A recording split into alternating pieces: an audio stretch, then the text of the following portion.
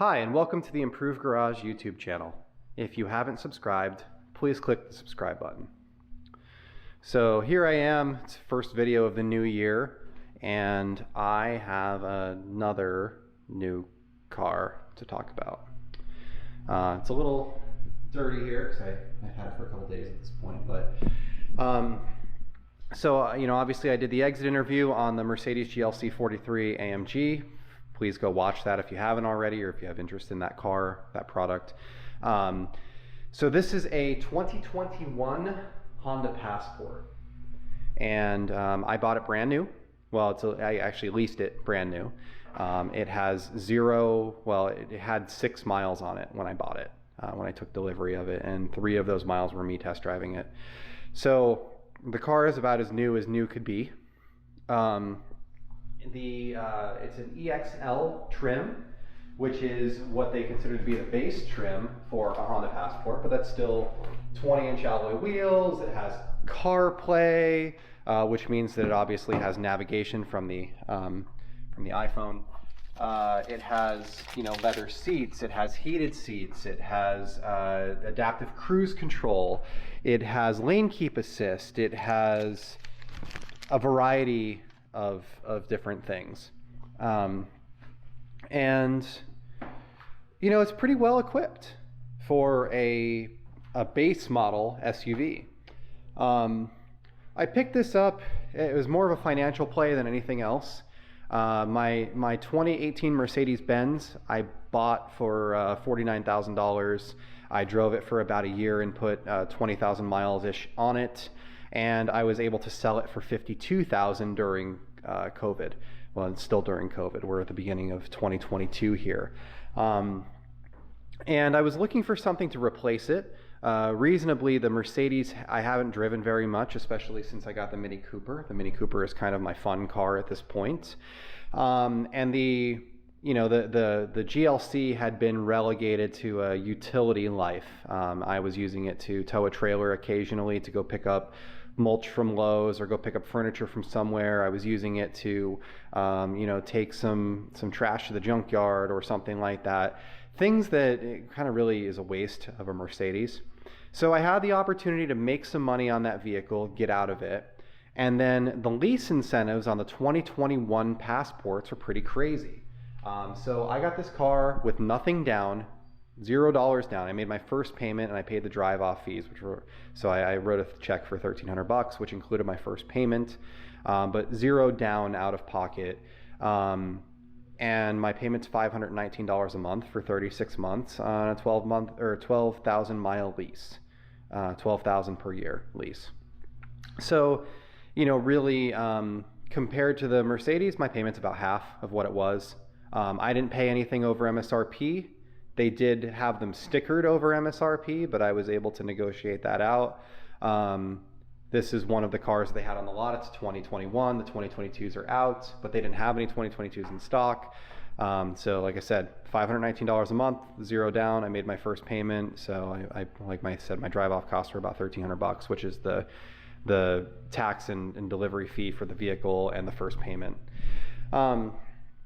So let's talk a little bit about the vehicle itself. I've put about 500 miles on it in the first week and a half, which I realize makes it sound like a lease isn't going to work for me, but I just happened to, my parents came into town. I had to drive to the airport twice in Los Angeles, so it was a long trip. But with the amount of driving that I'm doing, the amount of time spending in the office, it actually is going to fit really well. We can talk a little bit about the vehicle itself. It has leather seats. I think that they're done really well. They have kind of this quilted pattern. They're perforated leather. They are heated seats. Their power, the passenger side is a 2 or 4-way power seat, front, rear, and tilt left or forward, back. They're kind of a captain's chair style setup with the armrests on the side, like you would see in an old express van or something like that. Obviously, this is the base sound system, which is a 6.5 in the door and a tweeter in the pillar. The rears have 6.5s in the doors as well. The factory stereo is pretty good. It's a, it's CarPlay, so it's got a lot of functionality because of the iPhone and that's something I didn't have on my Mercedes-Benz. It doesn't have any sort of built-in Honda navigation or anything like that, but really it's completely unnecessary at this point because CarPlay is just so good. I did get my radar detector installed. There will be a video on that, on how to hardwire a radar detector in a Passport/Ridgeline/Pilot. So that is done, finished, has been working very well. And I'm going to be doing a couple other projects for this car as well. I'm not going to go crazy with it. They don't make any sort of performance parts or tunes for it at this point. I think that they might make an intake. There is I'm going to add a tow hitch to it because it does not have a tow hitch from the factory. I was going to get the Honda factory tow hitch, but the factory tow hitch has a 3,000 pound towing capacity, while the aftermarket tow hitch has a 5,000 pound towing capacity, and it's less expensive. So I am going to be putting a tow hitch on it. It's actually sitting right there from eTrailer. And we'll get that installed. We'll install the T-harness and the 4-flat connector for towing. I'm likely going to do different wheels and tires. I'm going back and forth on that. The wheels aren't terrible. I don't really care for Continental tires, which is what it came with from the factory. And because it's a lease, I'm going to have to turn it in at the end of the lease with some relatively new tires with some decent tread on them. So my thought is that I will take these wheels and tires off. I will store them as is. I will put wheels and tires on it that I like better, and I will drive it throughout the length of the lease with those wheels and tires on it, and then I'll put these back on to sell the car. It's turned in as the end of the lease. So that way I end up getting to experience a better set of wheels and tires than what are on this. But at the same point, I don't have to buy tires to turn it in, because normally you lease a car and you drive these crappy Continentals for 36,000 miles, and then you replace them with another set of crappy Continentals before you turn it in. And I've never had good luck with Continentals. Every flat I've ever had was on Continentals, and one of the first things that I do on almost all of my cars that come with Continentals at this point is to replace them because they're just terrible. So I'm looking at Michelin's, I'm looking at a couple other options. The tire sizes for this vehicle are a little weird, so I'm trying to figure out what I'm going to do. I'm likely going to go to an 18-inch wheel and do a taller tire, which will give me a little bit better ride, a little bit more off-road capability, maybe a little bit more rim protection, and I can go down to a 17 on these brakes. Obviously they're on the smaller side. The back area is very good. It's very large, so I can show you that. So we can see here that there's kind of a ton of space. The seats fold down, obviously, so you have space all the way to the back of the front driver and passenger seats. There is a fair amount of storage below. I have a couple different things here, but there's a fair amount of storage. There is a spare tire, which is unique at this point. Oftentimes new cars are not doing spare tires, so it is nice to have that. I'll show you the driver's side. This has seats that are, I guess would be 6-way adjustable, front, back, up, down, and then the rear tilt. There's a lumbar adjustment as well. There is settings, 2 programmable settings, which are the mirrors and the seats together.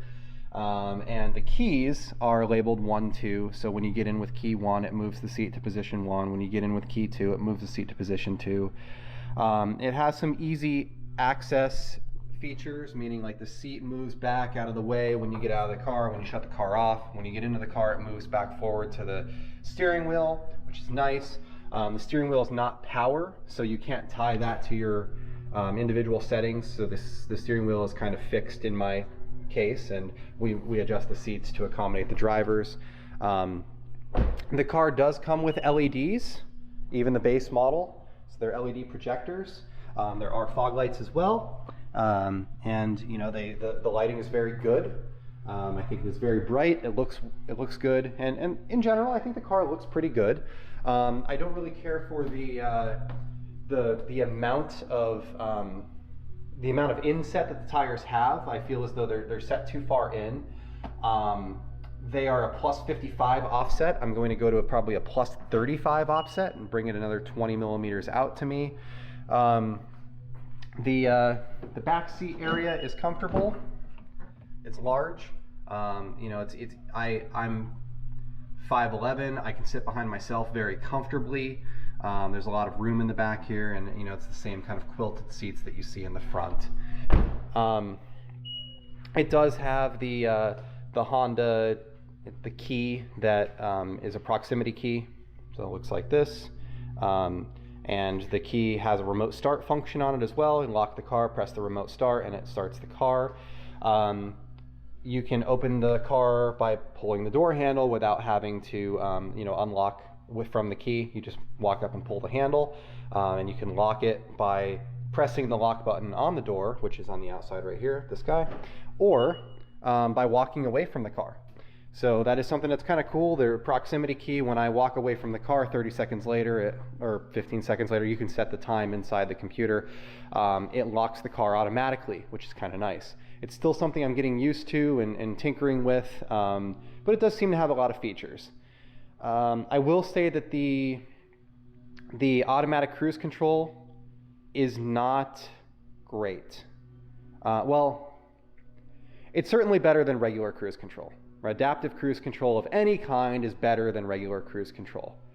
Compared to the Mercedes that I'm coming out of, which admittedly, this is a $41,000 car, and the Mercedes new was a $65,000 car, but it was also 3 years older. The adaptive cruise control on this car isn't on the same level. It just isn't. So I'd say my biggest gripe about the car is the adaptive cruise control, because I use it all the time. What ends up happening when you're following somebody, if they slow down below 25 miles an hour, it automatically shuts down the cruise control, and it says cruise control disabled, and you have to stop. So it doesn't do any sort of stop and go in stop and go traffic. And then to reset the cruise control, you need to be above 25 as well before it'll allow you to set it again. The lane keep assist on the Mercedes, it was kind of like it was on rails. It would center itself in between the lane, and it would stay very centered in the lane as long as you had decent lane lines on the sides of the road. I'm in California, and I do. In this car, it's I describe it more like bumper bowling. Like, it just kind of bounces off the line, bounces off the line, bounces off the line. It's just a constant overcorrection back and forth on the lane keep assist.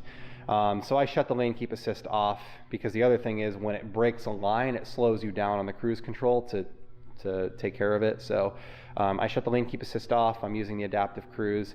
The adaptive cruise on the tightest setting, the closest that I can follow the car in front of me, is still too far away. So what that means is people are ducking in front of you all the time, and you're kind of continuously backing off of them.